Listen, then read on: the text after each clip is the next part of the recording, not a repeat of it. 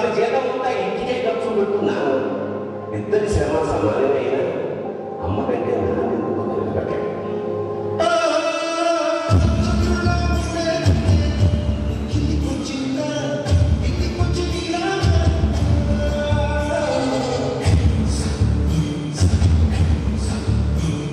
రెండుసార్లు hot stroke వచ్చింది. ఇంకోసారి వచ్చిందంటే బ్రతకడం కష్టం. నీకు చాలాసార్లు చెప్పాను నువ్వు ఎక్కువ పని చేయకుండా రెస్ట్ తీసుకోను, కానీ నువ్వు కూతురు ఆనందం అని చెప్పి నీ ఆరోగ్యం పాడు చేసుకో.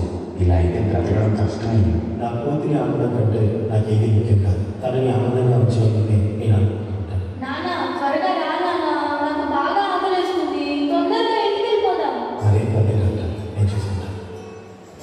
నాన్న, నాకు బాగా ఆకలేసినప్పుడు ఆ ఆకలి తెలియకుండా ఒక పాట పాడతారు కదా, పాడండి నాన్న.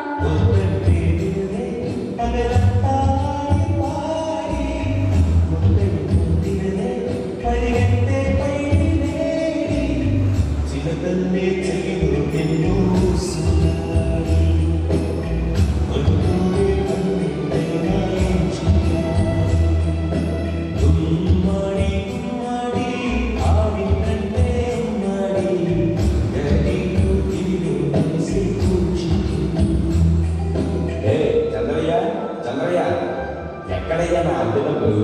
6 నెలల నుండి అడుగుతున్నాను, ఈ రోజుకి ఇంకా చెప్పలేదు. ఇలా అయితే ఉంటుందయ్యా. నా ఇల్లు ఇప్పుడే ఈ క్షణమే ఖాళీ చేసి వెళ్ళిపోండి. అయ్యా కొంచెం చిన్నగా మాట్లాడుతున్నాను. లోపల నా కూతురు నిద్రపోతుంది, వినదంటే బాధపడుతుంది. ఎలాగైనా 2 రోజులు డబ్బు కట్టేస్తాను. ఏంటి చిన్నగా మాట్లాడాలా? అద్దె కట్టడం చేత కదా, కానీ కూతురు ముందు పరువు కావాల్సి వచ్చిందా?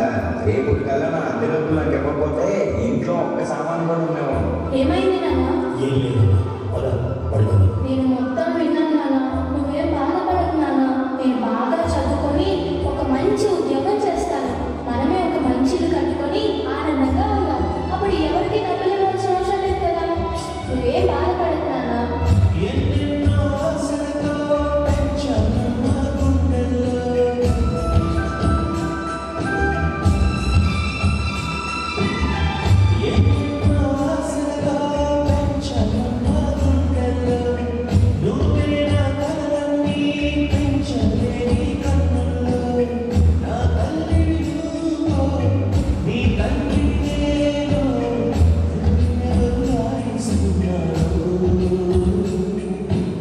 ఏమైంది నాన్న?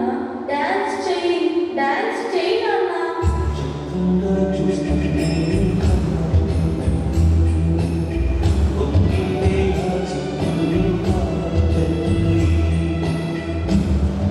నాన్న, రేపు నాకు ఢిల్లీలో ఇంటర్వ్యూ ఉంది. అందులో కానీ నేను సెలెక్ట్ అవుతే 40,000 జీతం వస్తుంది. ఇక మన కష్టాలన్నీ తీరిపోతాయి. హ్యాపీగా బ్రతికేయచ్చు.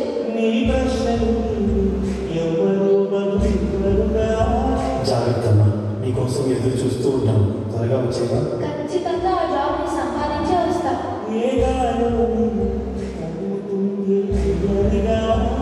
మరి నేను వెళ్ళొస్తానన్నా, నువ్వు జాగ్రత్తగా ఉండు.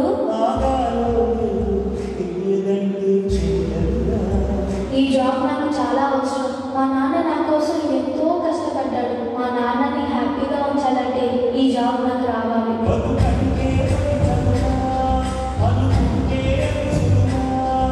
నా బంగారు తల్లి, నేను పని చేయట్లేదు, డబ్బులకి ఇబ్బంది పడుతున్నా అని తాను జాబ్ చేస్తా అని ఇంటికి వెళ్ళింది.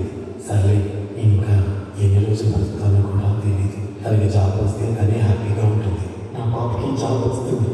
దేవుడు జాబ్ ఖచ్చితంగా వస్తుంది. ఖచ్చితంగా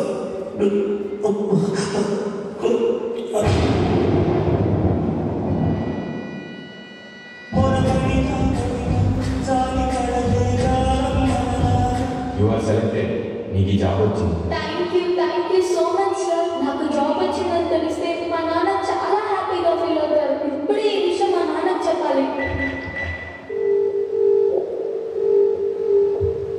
ఏంటి నాన్న ఫోన్ లిఫ్ట్ చేయట్లేదు? సరే డైరెక్ట్గా వెళ్ళి సర్ప్రైజ్ చేద్దాం. ఆయన హ్యాపీగా ఫీల్ అవ్వడం నేను కళ్ళారా చూడాలి.